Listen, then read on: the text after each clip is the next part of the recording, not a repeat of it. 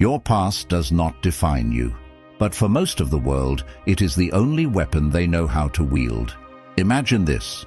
You are living in a hard-won state of peace. You have spent months, perhaps years, doing the silent, invisible work of healing.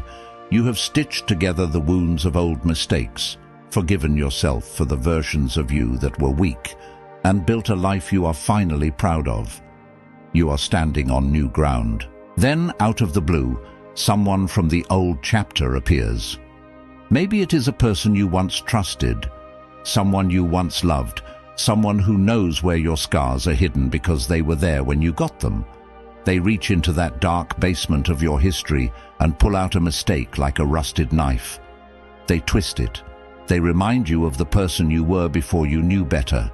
With a voice that is half pity and half contempt, they say, "You remember that, right? That's who you really are." In that moment, the air leaves your lungs.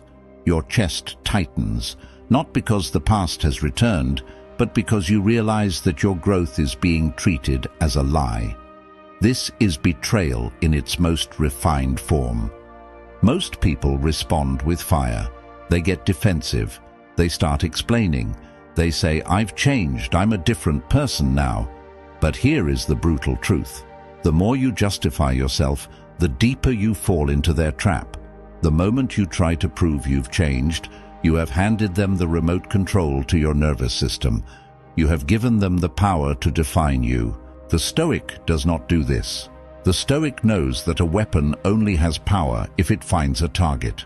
Today, we are going to learn how to become a ghost to their weapons. I will give you 3 Stoic responses that will disarm any manipulator and return the power to where it belongs, with you. Response 1. The power of radical acknowledgement. Yes, that happened. The first instinct of the ego is denial. We want to erase the old you. We want to pretend that the version of us that failed, lied, or fell apart never existed.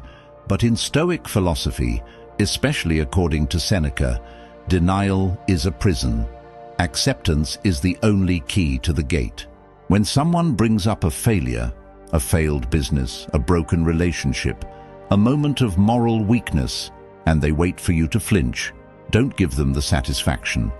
Look them directly in the eye, with a face as still as stone, and say, "Yes, that happened."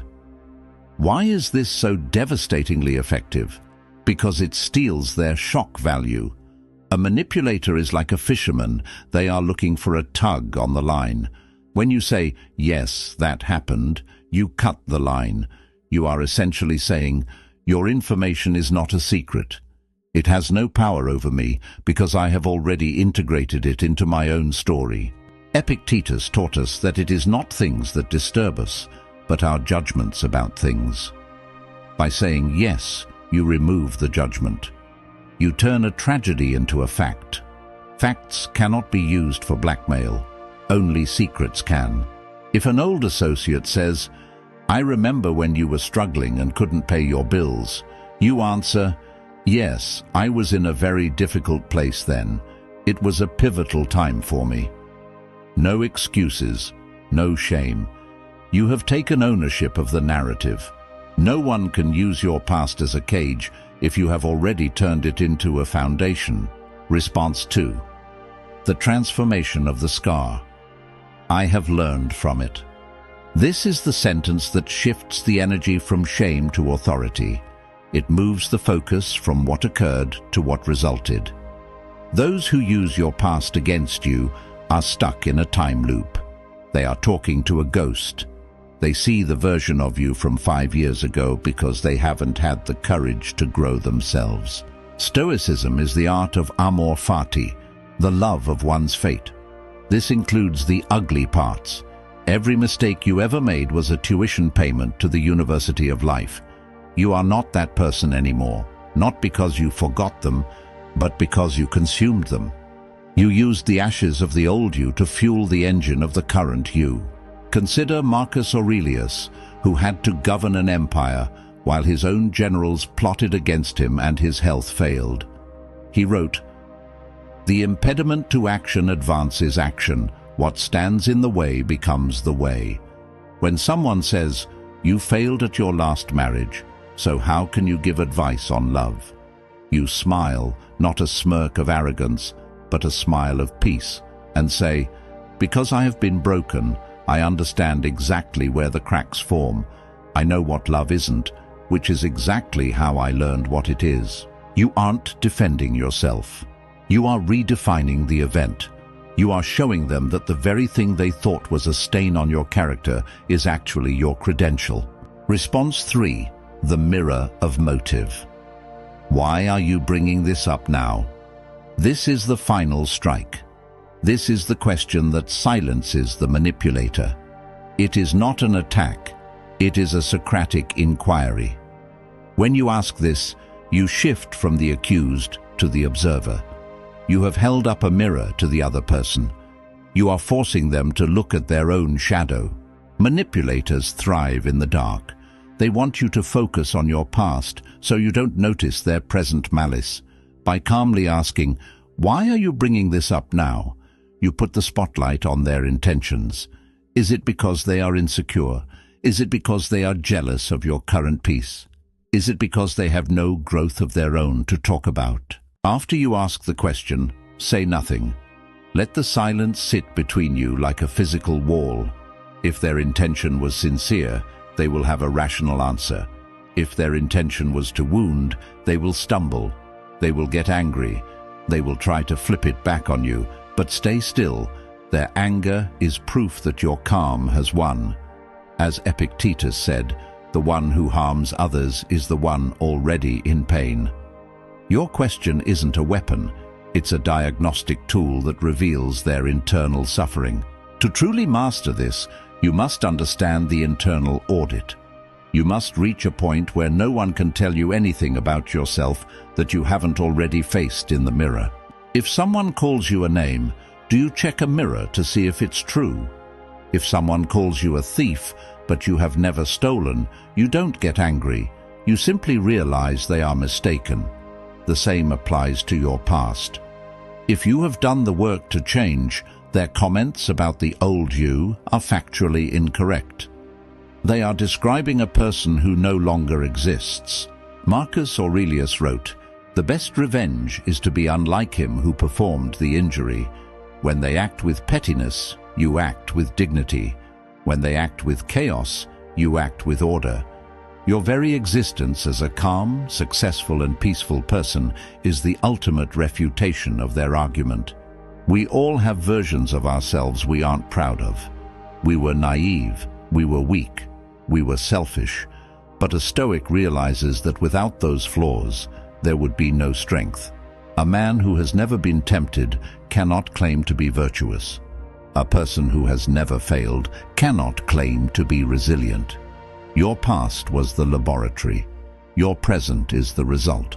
If you have reached this final chapter, you are no longer the person you were when this video began. You have chosen to step out of the arena of mindless shouting and into the sanctuary of deliberate thought. You are part of an incredibly rare group, those who value the quiet power of truth over the cheap, fleeting applause of the crowd. You are ready to build your iron mind, stone by stone, question by question. But the journey of a Stoic is never walked alone. We are a community of seekers, a fortress of iron minds standing against the tide of chaos. If this journey into the depths of Socratic wisdom has spoken to your soul, if you feel the spark of reason catching fire within you, I want you to make a public commitment to your growth. Leave a comment below with 3 simple, powerful words. I choose awareness. Let that be your digital signature, a pact between you and your higher self. It is your vow to never again let an unexamined thought rule your life. But don't stop there. This community thrives on the strength we give one another. I invite you to share your own light. Drop a motivational sentence or a personal mantra in the comments that keeps you grounded when the world gets loud. Whether it is a quote from the masters or a truth you discovered in your own struggle, your words might be the exact lifeline someone else needs to read today. Let us turn this comment section into a monument of wisdom and encouragement. If you found value in this deep dive, hit the like button. It is a small gesture, but it tells the algorithm that the world needs more logic and less noise. It helps us reach the souls who are currently drowning in anxiety and looking for an anchor. Subscribe to The Fortress. By joining us, you are choosing to feed your mind with the ancient wisdom of emperors and sages instead of the distractions of the modern age. Click the notification bell so you never miss a lecture on the path to self-mastery. And finally, if you know someone, a friend who is being haunted by an old mistake, a family member who is being manipulated by a toxic person, share this video with them.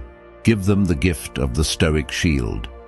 Go out today and remember, the world may remember who you were, but only you decide who you are. If they try to drag you back into an old chapter, smile, breathe, and realize that you have already finished that part of the story. Stay still, stay wise. My story moves forward.